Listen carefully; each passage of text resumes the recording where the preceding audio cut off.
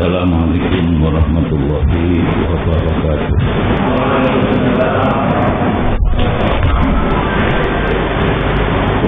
Alhamdulillahirabbil alamin.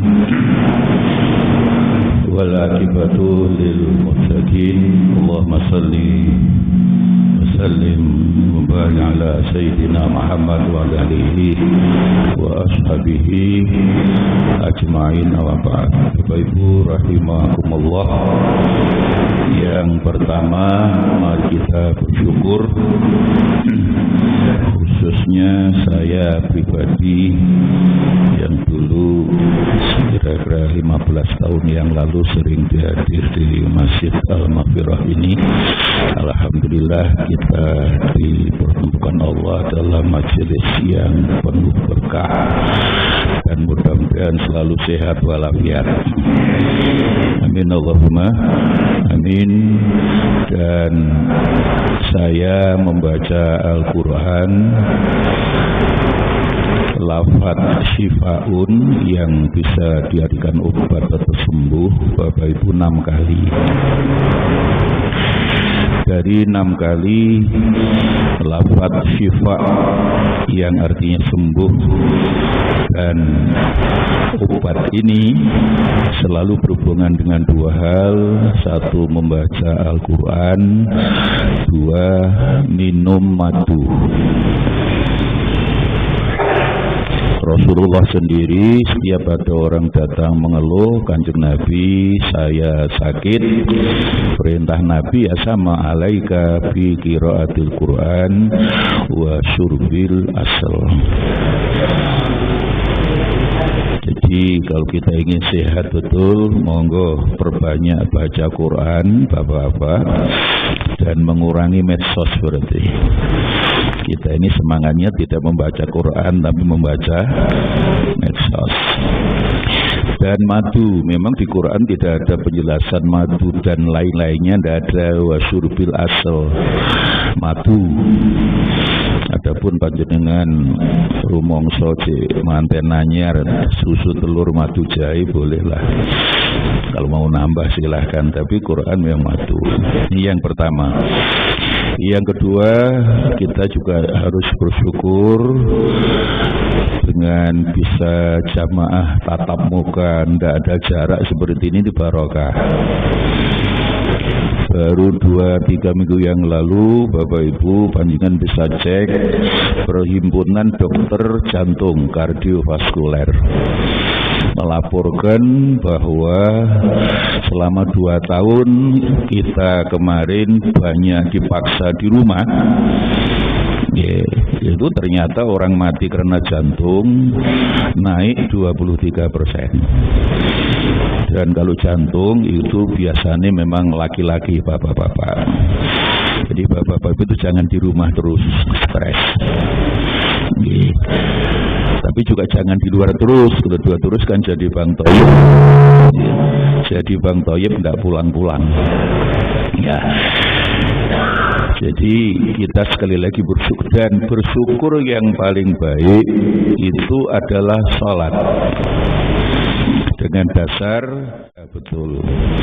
Tapi Nabi juga tegas menyebutkan Al-Kautsar adalah Al-Khair Al-Mufrid fil Kasrah, kenikmatan yang sangat banyak yang diberikan Allah kepada beliau. Jangankan dibanding kita, dibanding nabi-nabi yang lain itu tidak ada apa-apanya.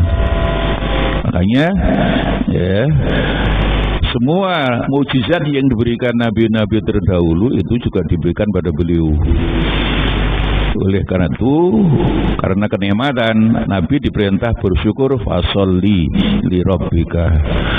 1 sholat, 2 wanhar. Wanhar itu sering kita artikan nyembelih, nahar, tapi secara umum artinya nyumbang, infak, sedekah, zakat. Ya, untuk sholat saya yakin panjenengan, saya sangat percaya, apalagi sudah jamaah subuh itu sholatnya baik. Yang jadi problem Bapak Ibu sebagian anak-anak panjenengan, anak-anak kita ini sholatnya masih belum baik. Ini nanti kita ditanya Allah, pertanggung jawaban. Ya, sebagian, kalau yakin sebagian. sembahyang subuh masih banyak di antara mereka jam 7, jam 8 misalnya. Saya sering membuat istilah iku bangsawan, bangsa sing tangine awan. Ya. Lah, ikut saja Nabi Ibrahim. Itulah surat Ibrahim ayat 40 insyaallah nggih. Setelah bangun Ka'bah selesai, ya, sebagai kiblat salat di seluruh dunia, Nabi Ibrahim berdoa, Rabbi ja'alni muqimas shalah wa min dzurriyyati rabbana wa taqabbal du'a.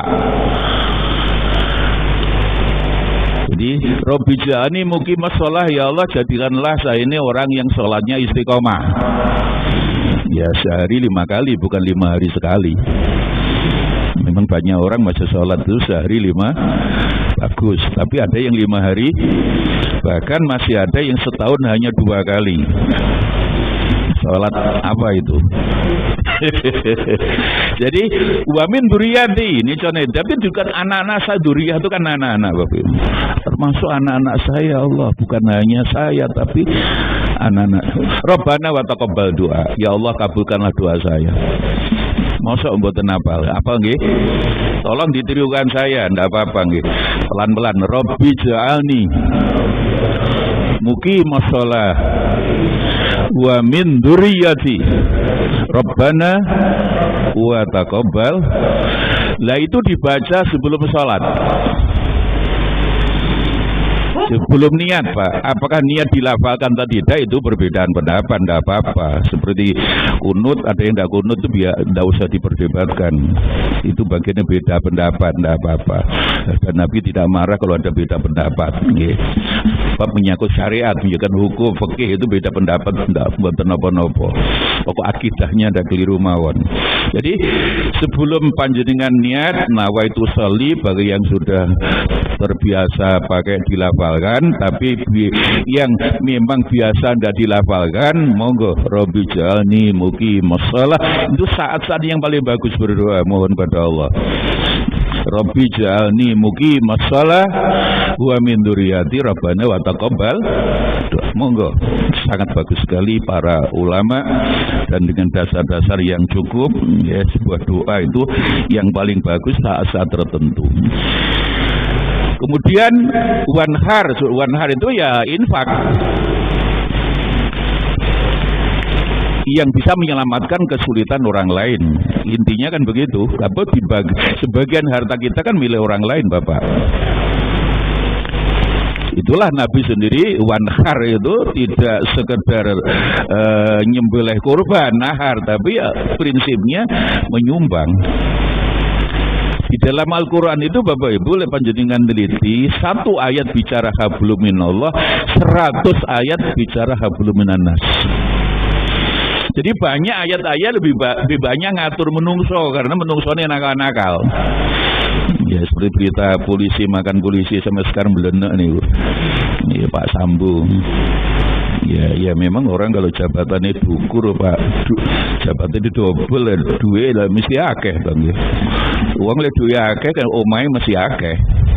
Ya di situ. Ya. Terus ndak pulang-pulang. Ditakoni kok ndak pulang Pak, apa ndak ingat anak istri? Saya ingat, eling lan waspada. Waspada itu mana nih ya, apa caranya gak konangan kan gitu ya. Suluman salah pinter ya wong lanang kan begitu. Ya, jadi Bapak Ibu saudara sekalian, jadi 1 ayat bicara hablum minallah itu 100 ayat. Beberapa penelitian para ahli tafsir itu 100 ayat bicara hablum minannas. Hadis Bukhari yang kita kenal diyakini paling sahih itu hanya sepertiga yang menerangkan hablum minallah, berarti 2/3-nya menerangkan hablum minan. Hadis Bukhari ini disyarah Pak, diulas oleh ulama besar dari Mesir yang bermadzhab Syafi'i, Imam Suyuti. Ya bukan, Ibnu Hajar Al-Asqalani yang nyusun Bulughul Maram itu. Itu beliau yang nyarai hadis Bukhari itu menjadi 20 jilid. Saya punya kira sekian. Dari 20 jilid syarahnya, ulasannya hadis Bukhari ini hanya 4 jilid kalau diteliti yang menjelaskan hablum minallah. Berarti sisanya pindah 16 jilid hablum minannas. Jadi betapa tidak boleh sembrono sesama manusia. Itulah makanya Nabi diperintah rahmatan lil alamin. Aku tidak ngutus engkau Muhammad itu menciptakan rahmat. Merahmati, menyelamatkan.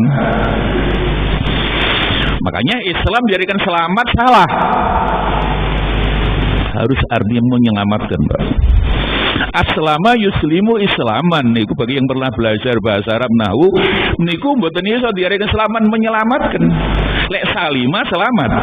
Salimun orang yang selamat. Lek aslama muslim perempuan muslim orang yang menyelamatkan. Makanya Nabi pernah diajak, siapa Nabi orang Islam? Ya orang yang bisa menyelamatkan dengan tangannya, lisannya, apapun, tidak menyulitkan orang lain, tidak menyusahkan orang lain. Jadi aslama yusli selamat itu jelas tidak bisa dikatakan selamat, menyelamatkan. Jadi muslim itu harus menyelamatkan. Itulah bahasa Al-Anbiya 107, rahmatan lil dan bukan lil muslimin. Sampai hari ini banyak orang gak podo Islam diketaki. Loh, lil alamin seluruh makhluk. Apa ayatnya rahmatan lil muslimin buat lil alamin? Berarti seluruh alam kita selamatkan. Surabaya itu hari ini, kemarin saya kalau betul sudah 39 Pak. Kemarin siang saya khutbah pulang dari Taman Surya di Al-Muhajirin itu. Loh, sudah bisa. Itu perubahan alam karena bukan berubah, memang dirubah oleh manusia. Kagian pabrik, kagian motor, CO2 menjadi istilahnya rumah kaca. Makin panas, dan penyakit makin banyak. Risikonya. Karena kita tidak rahmatan lil alamin, tidak merahmati. Jadi bukan lil muslimin lil alamin. Ini pokok-pokok yang harus kita pahami sebagai seorang muslim. Makanya lil muslimin itu mboten pas. Lil alamin seluruh alam harus kita selamatkan. Makanya Nabi itu Bapak sekalian perang itu tidak pernah membunuh. Walaupun dia yang menyerang Nabi dalam peperangan, Nabi tidak pernah membunuhnya. Paling ya ditanya, kamu mau bersyahadat mboten? Ya sudah, pulang. Loh, Nabi kok goblok? Loh, Nabi diperintah mengislamkan, menyelamatkan. Islam itu tidak ucapan, kan perilaku menyelamatkan. Dan ternyata orang-orang yang mestinya secara fikih boleh dibunuh, Pak, itu syariat. Tapi Nabi tidak pernah membunuhnya. Tapi orang itu akhirnya masuk Islam semua dengan seluruh pengikutnya.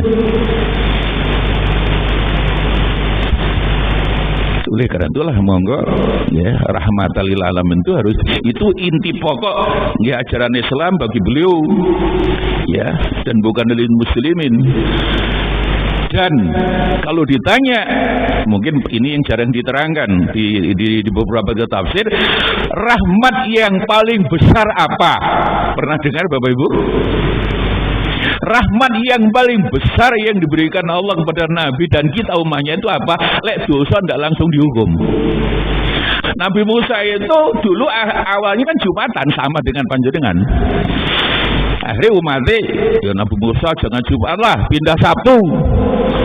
Akhirnya Nabi Musa matur Allah, ya Allah pindah Sabtu. Iya, pindah Sabtu akhirnya tetap mawon illa qalilan minhum, yang ikut sembahyang Nabi Musa sedikit golek iwak. Karena hari Sabtu itu ternyata ikan tuh menepi semua di laut, di Sungai Nil. Selesai Sabtuan, Jumatan itu Nabi Musa matur Gusti Allah, ya Allah, ya napa umat saya setelah pindah Sabtu pancet mawon. Allah dawuh, kunu qiradatan khasiin. Musa sing ndak Sabtuan itu dadi bedes, qiradah dadi kerah. Langsung, Pak.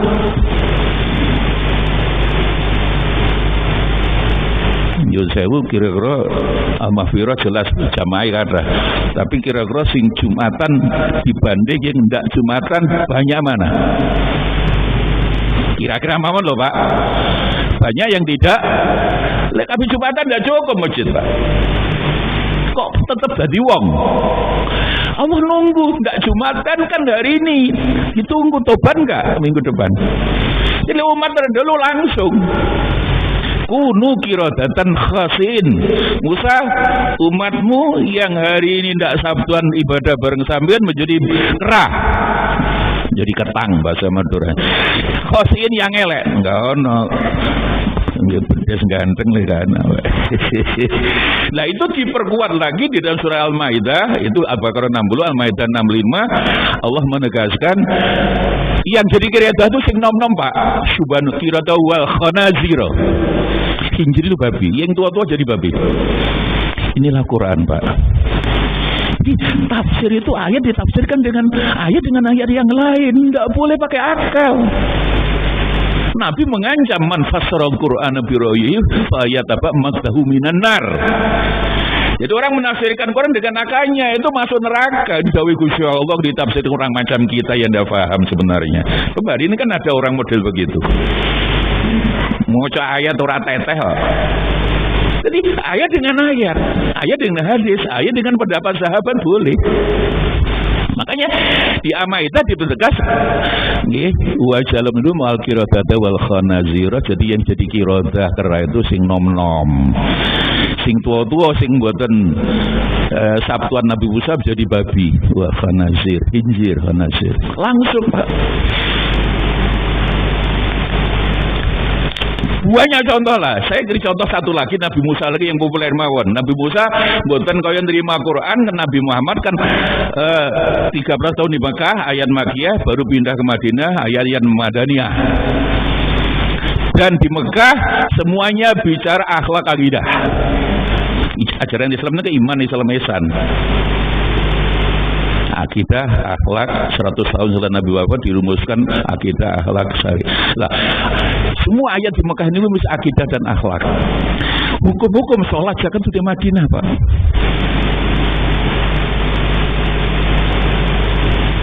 Banyak sekarang orang mempanglimakan syariat. Boten Gusti Allah tidak mengendaki. Itu fikih, Pak, dan itu banyak beda pendapat. Ya, kan ada orang perlu salat enggak bodoh, betah-betah uang barang. Nabi itu orang beda pendapat enggak apa-apa kok. Enggak pernah nyalah kayak kalau soal pokok akidahnya bener loh. Jadi Bapak Ibu, jadi semua ayat di Makkah itu mesti bicaranya akidah, tauhid, akhlak. Makanya buisul utamima makarimal akhlak. Aku dulu tugasku akhlak. Nggak ada aku diutus menegakkan hukum buatan. Agam ada orang akhlak hukum buatan ngaji ini gak tutup nih. Akhlak orang itu akhlaknya bagus, tidak akan melanggar hukum, Mbak. Itu penelitian. Wong ngerti hukum, tapi akhlaknya bejat, itu pekerjaannya melanggar hukum. Ya, kata anak-anak kita lah, masih kami saya ini sampai sekarang ngajar disertasi, uji di UNER, di UB, di mana-mana lah, penelitian di mana-mana saya ngikuti. Jadi uang niku belajar hukum nggak ngerti membunuh pasal berapa kuhab. Tapi setelah menjadi aparat hukum kan berubah, bukan membunuh pasal berapa, pasal ini harganya berapa.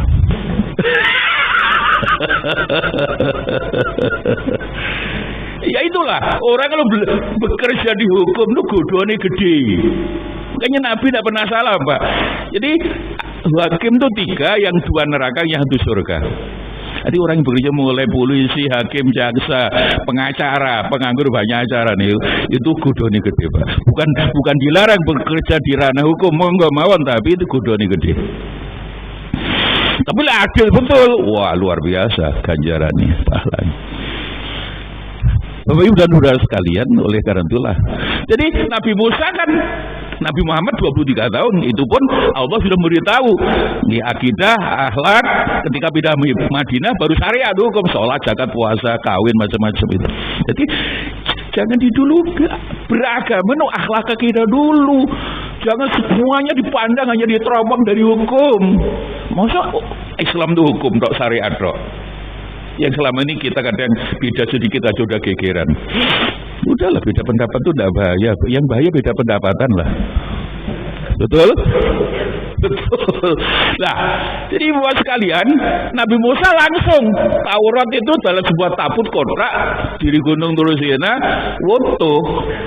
Dan Nabi Musa sebelum berangkat ke Gunung Sinai sudah tausiah lah fatwa umat ya, tak tinggal 40 4 arba'ina lailah. Orang Arab itu tidak biasa siang Pak, malam. Di Quran, di hadis mesti malam. Bukan berarti malam toh, ya siang malam Pak itu. Tidak beda dengan orang Indonesia kan. Ke Jakarta berapa hari? 2 hari. Maksudnya 2 hari 2 malam. Budaya Arab itu awan kan panas. Dulu belum ada AC. Jadi kehidupan malam lebih ramai daripada kehidupan siang, terutama musim-musim panas. Makanya masih banyak orang arba'in alailah. Kok disebut malam toh? Siangnya ya siang malam. Itu budaya sana itu beda dengan budaya panjenengan. Yang di 2 hari, maksudnya 2 hari 2 malam. Nah, ibu sekalian, turun go Taurat dipesan tetap nyembah Gusti Allah, sebagian nyembah patung sapi, gitu. Al-ijl. Sapi cilik itu apa? Bahasa Jawanya pedet, walaupun dari emas. Jadi perempuan tuh dijalui apa ini emas-emas. Allah mati Allah Nabi Musa. Gusti, kula niki umat kula sebagian kula tinggal nampa Taurat kok nyembah patung sapi. Allah dawuh, "Faktulu, harus dibunuh." Coba. Harus dibunuh, Pak. Enggak ada kesempatan taubat. Faktulu anfusakum. Sopo yang 40 hari nyembah patung sapi harus dibunuh. Lah teknisnya gimana? Beberapa tafsir nerangkan lek sing nyembah patung sapi bapake, ibunya mboten, ibu membunuh ayahnya, orang dekatnya. Waktu ayat ini berulang-ulang di Al-Baqarah ada, di Kautsar ada, di Ar-Ra'd ada, diulang-ulang, Mbak. Waktu harus dibunuh. Nah sekarang kita nyembah HP berapa doai? Kita ini kan nyembah HP, Pak. HP lebih penting daripada Gusti Allah sekarang itu. Udah kita realistis lah, kita ini Tuhan kita sekarang HP lah. Ya, HP itu lo ndak nggawa duit juga ATM, ndak nggawa HP itu waduh ndak harus kembali Pak HP-nya tertinggal. Apalagi ada yang rahasia khawatir dibuka bojone tambah gak ambiar kan. Nah, itu contoh aja. Itulah rahmatal lil alamin. Justru itulah karena perlu rahmatal lil alamin Bapak Ibu. Nggih, monggo dalam kondisi apapun BBM mundak skalanya ini ndak usah kupuh lah. Monggo belajar Nabi Musa, Nabi Khidir akhir-akhir ini. Misalnya kemarin masih diajak pikiran lurah BBM mundak ndalah, saya ndak mau lurah BBM udah. Gusti Allah di Quran itu Bapak Ibu sering mengingatkan kita sebenarnya, kamu jangan ngambil keputusan hanya melihat dohiriyahnya saja. Dengan mata kepala lalu diambil keputusan begini. Tidak. Nabi Musa seorang nabi, Pak, itu pernah diperintah karena Nabi Musa itu tergolong nabi yang terlalu kuat dohiriyah, syariat kok. Syariat kan coba Pak, sholat, zakat, rukuk, sujud, itu syariat. Tapi Allah ada hati, ada hakikat, ada tasawuf. Jangan ditiru kaki sama kaki jejer oleh hatimu ndaling Gusti Allah, fawailul lil. Itu artinya hati lebih penting daripada sudah. Ya penting namanya syariat, rukuk, sujud, jejer. Iya, tapi ingatlah bahwa Allah itu lebih mengukur hati orang daripada yang dohir-dohir tadi. Nabi Musa mohon belajar lebih Khidir. Buka surat Al-Kahfi 65-82 itu Pak, monggo. Itu kan Nabi Musa karena terlalu orangnya kuat, tapi selalu lebih banyak mengambil keputusan dari yang dilihat oleh mata kepala, bukan dilihat mata hati. Ya BBM ya dipikir ya memang sumpek Pak. Ya BBM itu singkatan bolak balik mudah. BBM bolak balik mudah apa jadi bolak balik mudah. Ya itu sudah keputusan pemerintah. Ya sekarang tidak usah keluyuran atau tidak penting itu, kecuali ke masjid lah, kira-kira begitulah. Itu kan makanya sikap Pak. Sebenarnya ketika Allah bicara sabar syukur itu sebenarnya itu peringatan kepada manusia. Kalau ada perubahan apapun menurut Gusti Allah Bapak Ibu, itu jangan gugup dengan perubahan itu. Ketika Allah selalu bicara sabar syukur, itu sebenarnya kan sikap Pak. Menghadapi dunia ini belum perubahan dong, jadi perubahan apapun itu jangan gugup dengan perubahan itu, tapi mau noto hati sikap yang benar terhadap perubahan. Ya tidak sabar syukur. Hanya gupuh kadang-kadang pendapat kita bisa salah. Saya ini nyuwun sewu. Saya di pesantren S1 saya yang YIN, kemudian belajar ke Saudi yang cabang Jakarta itu 2 tahun. Nggih, kemudian Imam Muhammad bin Saud itu, kemudian saya di Erlangga S2 S3, guru besar saya kan sosiologi, Pak. Itu sama. Jadi orang kalau ada perubahan itu mestinya jangan gupuh dengan perubahan itu, yang penting noto hati sikap yang benar terhadap perubahan. Gupui perubahan nanti kadang-kadang kita bisa salah. Kalau ini pengalaman Bapak Ibu, 7 kali terakhir pengalaman teman saya mantan PR1, mungkin tidak pernah khutbah di sini, Profesor Saidun itu yang PR1 UIN, rumahnya Porong. Itu pengalaman saya yang ke-7. Istrinya pingsan ketika suaminya meninggal. Padahal katanya ketika suaminya masih hidup ya kerengis setengah mati. Tapi ditinggal mati semaput, Pak. Walaupun tidak semua istri pingsan nalika bojone mati, tapi saya pengalaman paling tidak 7 kali. Cuma saya kok tidak pernah dengar ada suami pingsan ketika istrinya. Pernah dengar? Mulai Amerika sampai Amerika tidak ada, Pak. Mulai California sampai Kalimir nggak ada. Itu persepsi, itu karena gupuh dengan perubahan itu. Kamu itu bojone mati aku mangan opo. Walana bojone mati tambah alhamdulillah. Ada enggak suami macam begini? Ada, Pak. Di sini ada nih. Orangnya datang enggak? Jadi itulah persepsi belum tentu benar, Pak. Makanya disitulah perubahan apapun Allah mengingatkan kita jangan hanya membaca dengan yang kelihatan mata kepala, cobalah dengan berpikir dengan mata hati. Nabi Musa yang begitu hebat, ternyata beliau ini nabi yang terkenal seringkali kuat, hanya yang dohir tidak kuat dalam mata hati. Kecerdasan indera keenamnya kurang, diperintah Allah belajar kepada Nabi Khidir. Jadi surat Al-Kahfi 65 sampai 68 itu. Ya. Kamu udah sabar? Boten kalau sabar. Ya wis, memang gitu saya ndak boleh jangannya protes. Tanya aja ndak boleh. Akhirnya numpak perahu dibolong ini tuh. Nabi Musa, lu cita saya aneh bro. Nabi Khidir ini dosa, sama gimana kok dilubangi? Lu lali sampean. Karena Nabi Musa melihat dohir yang kasat mata. Ya mohon maaf. Nabi itu lebih banyak miladun, ayatnya kan anak dari Allah, ilham. Bukan ilham, Nabi wahyu oleh manusia, ilham gitu. Terus berangkat lagi ada anak dibunuh itu. Nabi Musa marah lagi, cita syain nukur ini mungkar, luleh lali mana. Terus Nabi Musa sadar, pokoknya kalau ketiga kalinya saya masih tanya, oke, saya boleh dilepas menjadi murid panjenengan. Ketiga kalinya betul masuk kampung, tebelnya tembak itu 500 meter. Nabi Musa sampai nih kafian wong. Kalaupun ditegakkan biasanya ajro, jaluk duit. Kena gitu ku sego, gampangan ngono, Pak. Nabi Khidir langsung jawab, terkenal itu ada firaqu baini wa baini. Ya kita harus berpisah. Firaq itu kan perpisahan. Firaq itu kan pisah, pegatan firaq. Cuma sebelum pisah saya tegas. Mengapa harus perahu saya lubangi? Lu itu milik 10 anak yang tinggalin orang tua yang melarat menghidupi 10 anak, yang 5 di rumah lumpuh dan gila. Yang mendalikan 5 orang di perahu itu sing sehat walafiat lahir batinnya 1 orang sing ragil.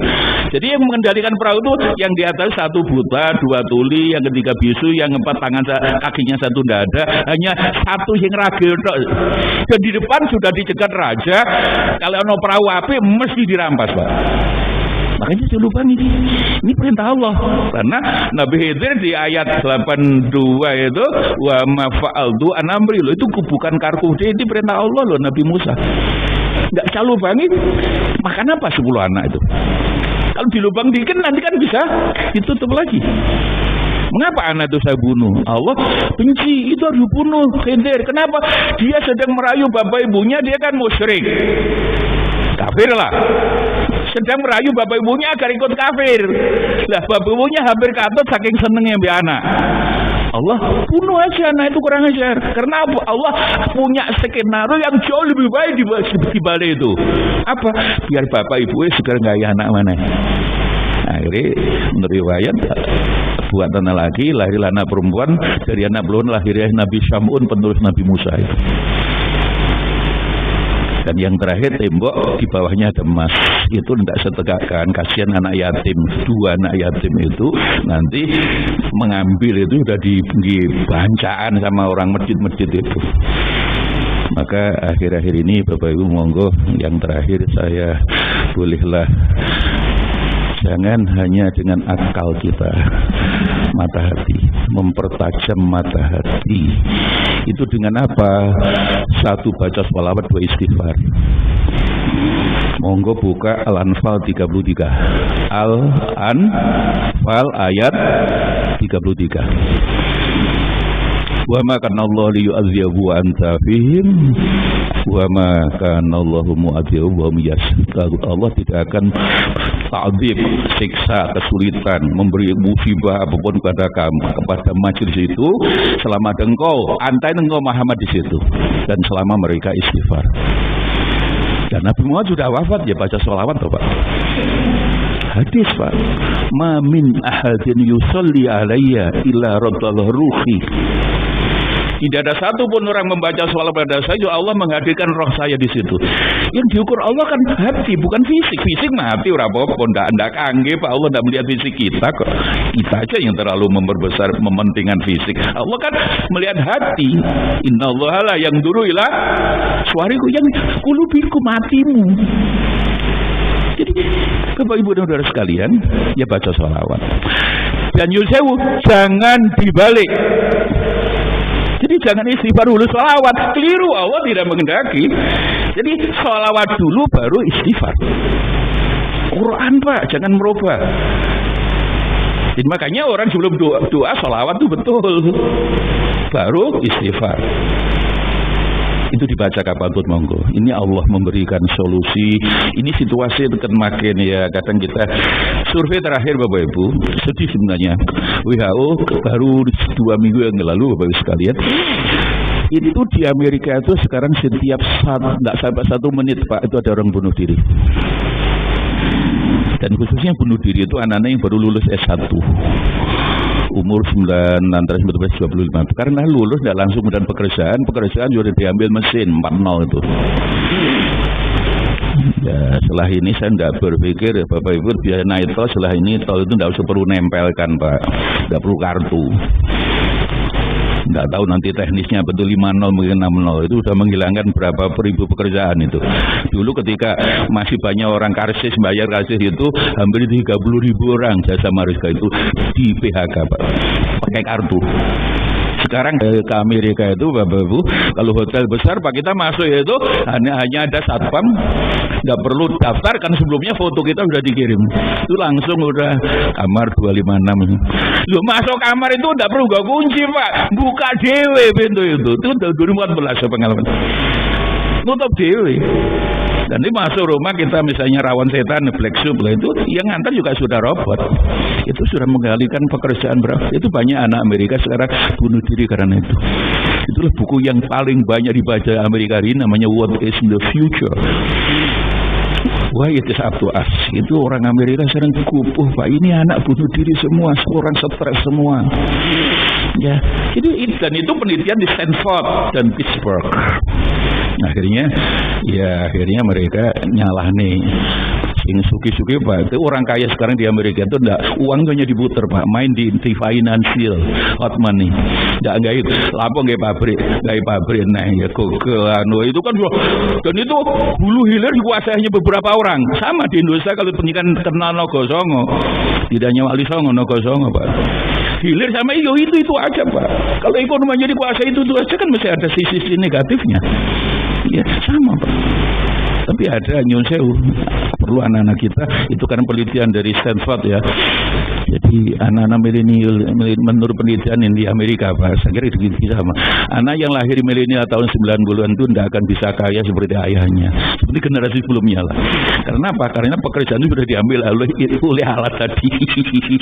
Jadi makanya saya sering di kampus, udahlah tidak usah kaya uang, kaya ilmu aja lah. Insya Allah Allah akan memberi di luar yang kita duga. Insya Allah min ghairi la yahtasib. menurut hitungan ekonomi Pak, benar salah wallahu alam. Jadi hasil penelitian mengatakan bahwa anak-anak muda yang milenial itu hati-hati, kamu tidak akan bisa kaya seperti generasi sebelumnya. Karena apa? Sekarang kan pekerjaan sudah tergantikan alat. Sisi negatifnya alat. Makanya monggo nggih sholawat istighfar kapanpun dimanapun sholat istighfar itu dari Allah Pak. Jadi Allah tidak akan mendatangkan ta'dzib, siksa, kesulitan apapun termasuk sakit.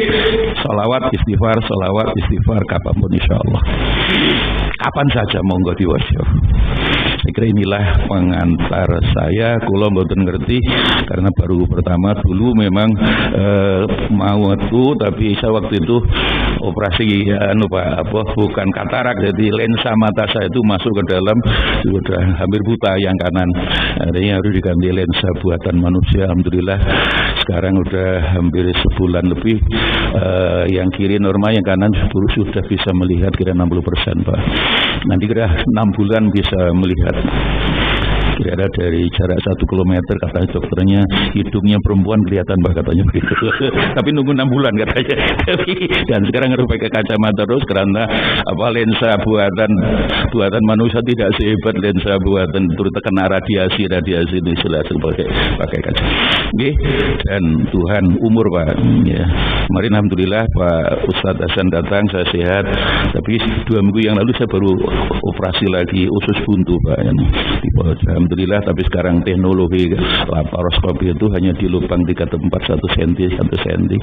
Jadi ada teknologi yang jadi sito ngai lampu, sito golek penyakit, sito langsung garap sehingga tidak dibedah sampai ndas. Makanya kelihatan sehat ya alhamdulillah. Mudah-mudahan barokah. Saya tidak ngerti, kalau ada pertanyaan satu monggo, kalau tidak ada nggih tidak apa-apa. Kalau ada silakan.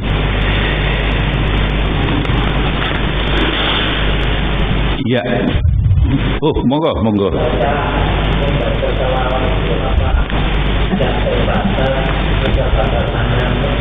Apa membaca selawat itu sebanyak-banyaknya atau sebanyak-banyaknya, yang penting dibarengi dengan hati Pak, tidak sekedar mulut. Soal apakah sholat ditambah sayyidi dan tidak itu termasuk beda pendapat. Hanya saya ingin di Quran Bapak Ibu, Allah kepada Nabi yang lain itu mesti ya Adam, ya Yahya, ya Zakaria, ya Musa, ya Ibrahim, ya Ismailu. Tidak ada ya Muhammad Pak. Jangan tidak akan menjumpai di Quran ya Muhammad, tidak ada. Allah kalau manggil Yuha itu beda Pak. Ya itu panggilan biasa. Nabi yang lain ya Adam, Nabi Muhammad ya Yuha.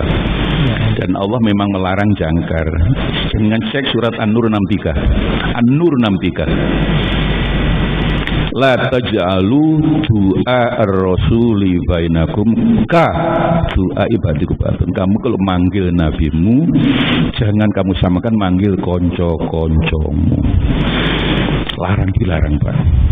Itulah yang menjadi dasar ulama kalau baca sholawat paling tidak Allahumma sholli ala sayyidina Muhammad sebagai penghormatan kepada Allah, membedakan. Memang Allah melarang. Jadi kan sebagai teman saya dulu tahun 90-an saya sudah sering khutbah di sini dulu Pak.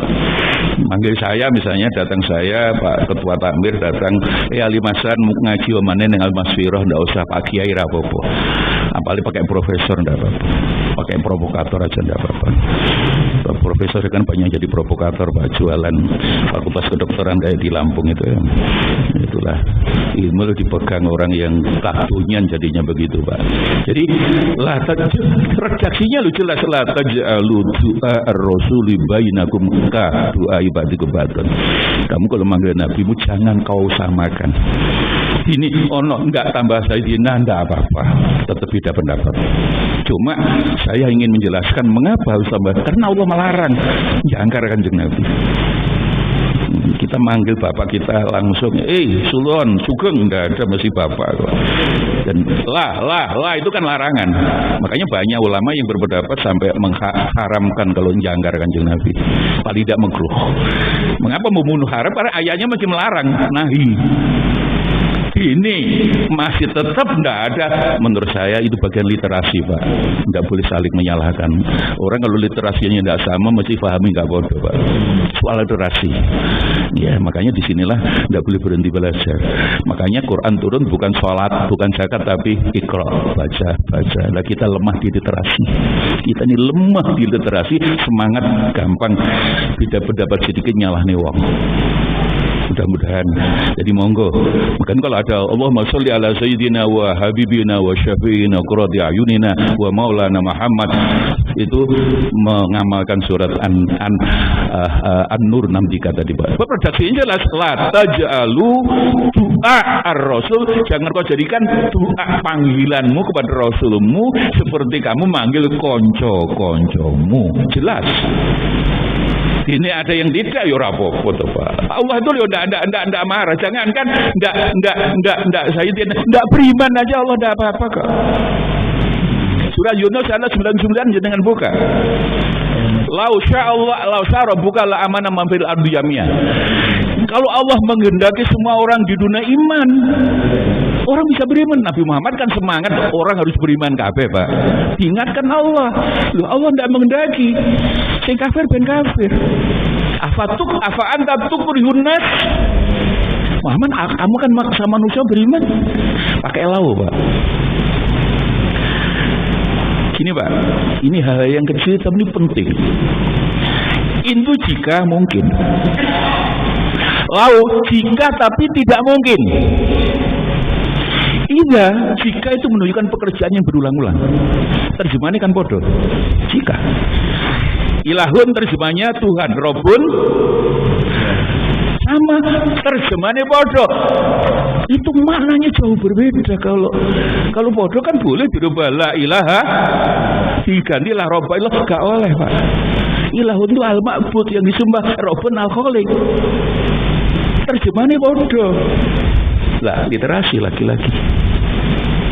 Jadi lau itu jika tapi impossible, bukan mungkin. Lau sya'allah, lau sya'rabbuka la amanah. Muhammad, kalau Allah Tuhanmu menghendaki semua orang di dunia beriman, tapi Allah tidak menghendaki orang pakai lau. Mati, Pak. Lau akhartani ila, pakai lau tidak mungkin bisa ditunda, Pak. Maju 1 detik gak iso, mundur 1 detik gak iso. Itu pakai lau. Tapi in mungkin. Ya masyarul jin wal insi ini sata'atum, jin manusia kamu ingin ke ruang angkasa, mampu. Sampai sekarang bisa ke bulan, bisa ke Mars, pesawat.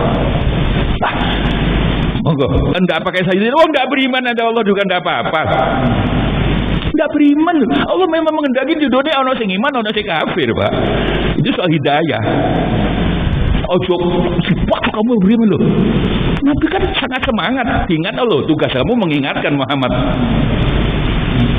Makanya Nabi Muhammad tidak pernah diperintah Allah ngajak Islam, Pak, ngajak kembali pada Allah.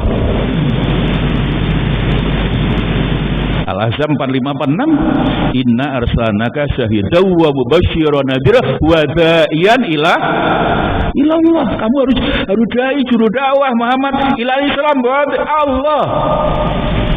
Selama ini banyak orang keliru Islam. Loh, dianggap Islam lebih penting dari Gusti Allah, kan keliru, Pak. Oke, niat salat lillah, zakat lillah. Jadi fanatisme Islam itu perlu dipertimbangkan. Fanatisme pada Allah, loyalitas pada Allah bukan pada agama. Allah itu tidak melihat zahir. Sholat saja sekali lagi jelas kita Islam sholat enggak ingat Gusti Allah, neraka wailul lil. Lah sekarang orang kulit Islam negara Islam, mana dasarnya? Enggak ada, Pak. Itu literasi, enggak paham mereka, enggak paham Quran. Utulu fisilmi diarikan negara Islam, enggak ada satupun udah tafsir menafsirkan aslimu negara Islam. Khilafah, apalagi kata khilafah di Quran enggak ada. Tapi anak-anak kemarin yang baru belajar kembali itu aja sekarang. Khilafah kapan kamu belajar? Saya ini sampai sekarang tiap pagi baca tafsir di pondok saya, malam baca ihya, ngaji, bimbing disertasi, tiap hari ngaji, ini semua tidak ada. Tapi medsos pengaruh. Literasi, monggo, tidak usah saling beda pendapat, monggo kita siap, dan Allah sangat menghormati beda pendapat.